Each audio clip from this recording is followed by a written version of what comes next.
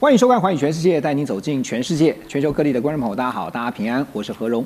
两岸大事、国际焦点，深度剖析，打开视野。透过 YouTube 收看的朋友，请帮我们按赞、订阅、加分享，动动手开启小铃铛。也欢迎您告诉我们在哪个城市打卡收看。当然，欢迎大家多多的表达您的观点与看法，跟我们互动一下。好，来欢迎今天的3位来宾。首先是前大使、资深外交官纪文基大使，何荣好，各位朋友大家好。另外是文化大学新闻系教授庄卜仲老师，很高兴来到这里。还有政大国发所助理教授黄安雅老师。主持人好，大家好。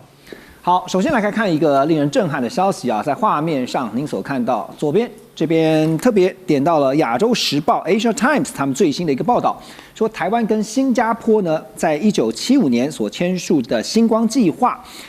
双边防务协议，新加坡方面呢可能会以撤军作为警告，要求台湾不要再进一步的挑衅中国，并且可能加速将驻台训练的部队转到像汶莱或澳洲这些更安全的地点。好，这个星光计划其实是在1975年4月啊，时任新加坡总理李光耀和当时中华民国的行政院院长蒋经国签署了一项绝密的军事交流合作计划，也就是星光计划。那就是让新加坡的武装部队在这个星光演习的代号之下，到中华民国到台湾这边来进行军事训练。2003年之前呢，每年大概都有好几万人在台湾接受军事相关的训练。在2003年啊，因为当时的 SARS 的疫情，后来呢迁移到澳洲受训之后，每年就只剩下大约3000人左右。星光计划这个双边的防务协议合作之下呢，现在虽然说每一年大概只剩下3000名，但是呢，这样的人数啊，就是新加坡武装部队的人员轮替驻扎在台湾，以这种人数来说呢，没有其他的国家在台湾的驻军规模要比新加坡还要来得大。国防院战略资源所的所长苏子云对于这个报道呢，那媒体也问到他分析说呢，新加坡这次的动作可能是在试探台湾的底线。那外传这项调整呢，是跟新加坡的现任总理黄循财的态度有关呢。好，我先请教大使啊，这个苏子云所长说要测试底线，那测试什么底线呢？对，这个就跟这个报道它的原始的来源有关了，因为这个报道出现在这个亚洲周刊上面啊，它是一个读者投书啦。那可是这个投书的人他自己注明是一个新加坡的军人，那从他的名字看起来，他比较像是不一样，他不是用中文的名字啦啊。那他这个里面他的解释哈。说为什么新加坡很可能把这个星光计划停下来啊？原因他提了那么3点。对，那第一点就是说，原因是台湾持续展现亲独的立场，那新加坡恐难以再维持中立地位，不排除调整既有政策。那另外一方面就是说，由于两岸万一因为现在的关系比较紧张，万一发生了这个军事的冲突的时候那新加坡有大批的这些一定数目的军人，如果当时在台湾的话，可能会让新加坡处于一个很这个困窘甚至很尴尬的局面。所以呢，这个是这个投书人的原始的这个动机啦。他讲为什么会停止的原因。那当然，这一篇就在台北就引起了震撼，所以那个苏子云他就接受记者访问，他说这个是试探我们的测试底线，试探台湾的底线啦。其实我觉得也不是在测试什么底线，其实新加坡跟台湾的关系一向都非常好。对，当时50年前会有这个星光计划，事实上就已经展现台湾跟新加坡的特别的关系。那当然，这个关系当时发生这个就是说他的这个最初的原因是因为李光耀跟当时的蒋经国先生的私交非常好。是，那个时候常常在台北有人传闻说，在台北看到李光耀，在街头上，那就李光耀当时在台湾来，他当然不是用正式的这个访问的方式，他在台湾的出现的频率还蛮高的。那在这个50年当中，其实新加坡跟台湾的关系可能就是用一种国际关系上常用的一个名词，是属于蛮特殊的一个关系，因为军事关系是非常敏感的，非常敏感的。那新加坡它本身地狭人稠它没有训练基地、军人的场地，所以那个时候就李光耀就跟这个蒋经国先生提这件事，那蒋经国先生就慨然就说，那可以用台湾的这个地方，因为台湾军事基地从来在非常的多，那它不主要都在屏东一带啦，当然就是说在这个湖口这个我们坦克基地那边也有人。所以在过去50年里面，我们台湾南部乡亲很多都很熟悉这一支在台湾受训的这个新加坡的星光部队。星光部队。那我前一阵还去了一趟新加坡，我在跟新加坡民众在有接触的时候，他们告诉我说，他们都去过台湾，年轻的时候去过台湾。为什么？他说他们那时候都是在台湾受军训，所以对台湾有一个非常深厚的感情。所以那些新加坡朋友一听说我台湾来的，都对我很亲切。那所以这个就变成就是说，这是一个很特殊关系。那现在的原因，我想就跟这位投书的人的想法一样。1975年就开始展开相关的合作，算一算大概也超过50年，超过50年，半个世纪啊。如果真的如这个报道所说，考虑要撤出的话，它对台湾的影响会是什么？我觉得这个新加坡跟我们这个关系是这么密切啊。我觉得这在双边关系上不会有什么冲击啦，不会说造成我们跟新加坡关系之间的一个危机或怎么样。倒是我觉得他做出这个决定后面的考量是给台湾的一个警讯，也就是从新加坡他这个第三者的角度来看，两岸关系事实上是越来越危险，对，越来越危险。而且他后面的一个原因也是怕将来两岸就是说进入到战争的状况的时候，新加坡还有一个部队在台湾这对他那么是一个很严峻的一个挑战。是。那另外一方面就变成他也提到，现在台湾政府的这个目前的这个所谓的认同跟这个政策的一个指向他也认为会让新加坡过去在两岸之间维持中立，那么甚至他对台湾的这个看法会造成很严重的这个冲突。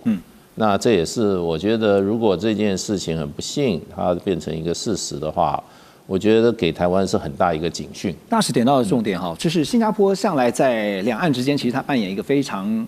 算吃重的，或是说关键的一个角色因为大家还记得吗？2015年11月7号，马英九和习近平两人呢在新加坡香格里拉大酒店会面。当时马英九是专程飞到新加坡，那习近平呢是在结束了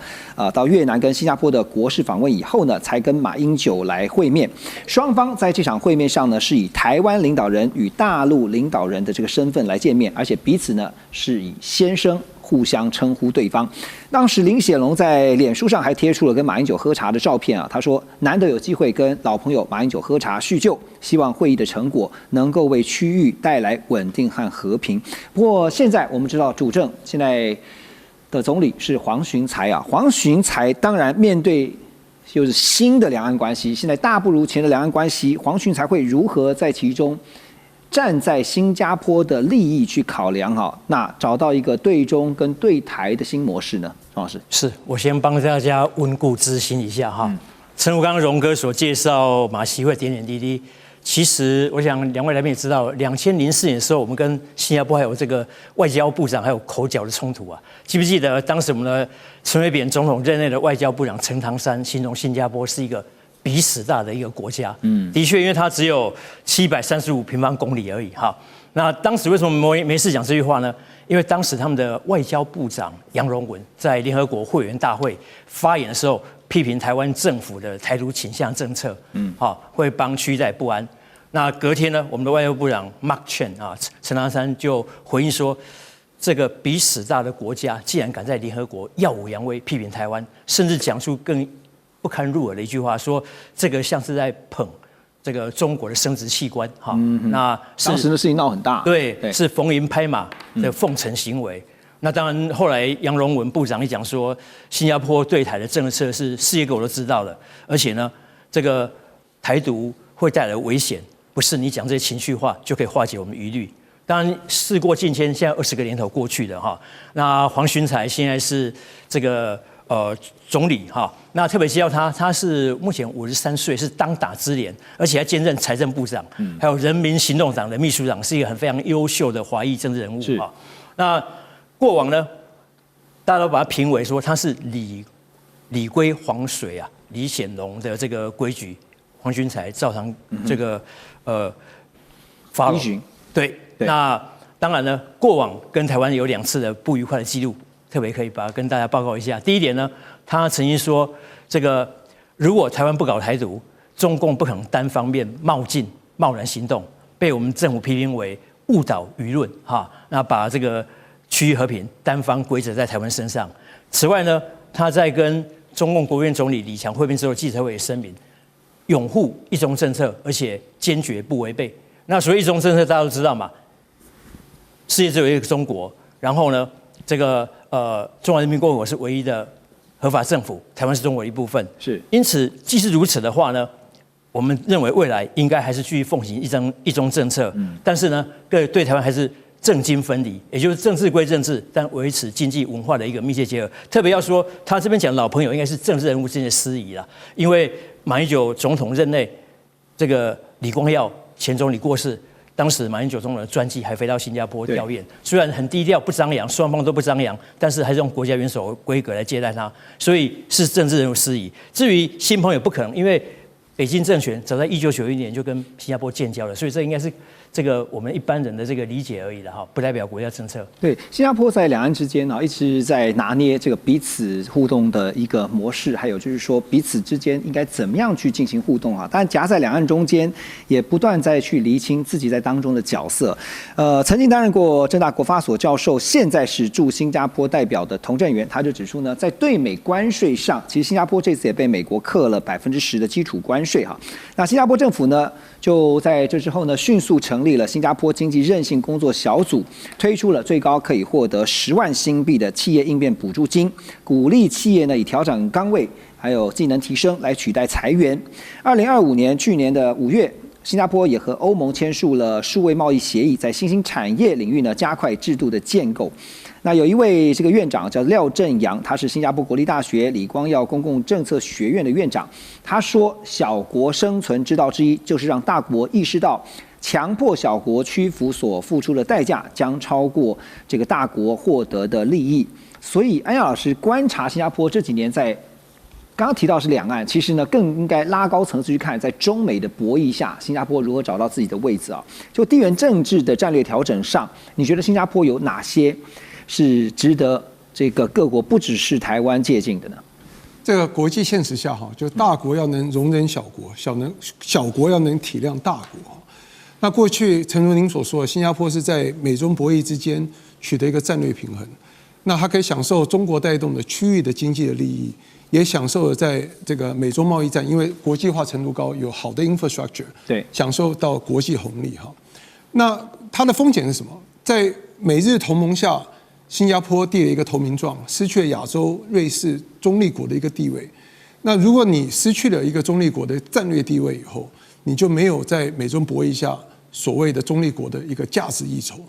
那美中博弈永远会留下一些口子，比方说马来西亚、印尼，他会去抢新加坡的运输的地位，而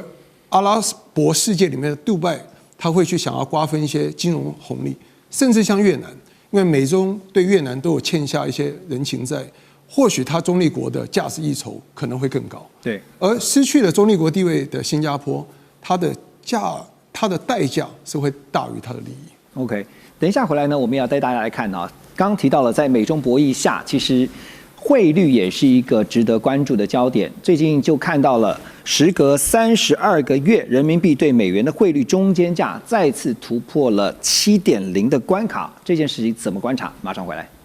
全球局势必须关注，中美赛局牵动地缘风险，连带影响台海两岸未来。环宇全世界，关心全世界，权威分析，专业观察，客观立场。每周6日，请您准时锁定，一同关心全球大事的瞬息万变。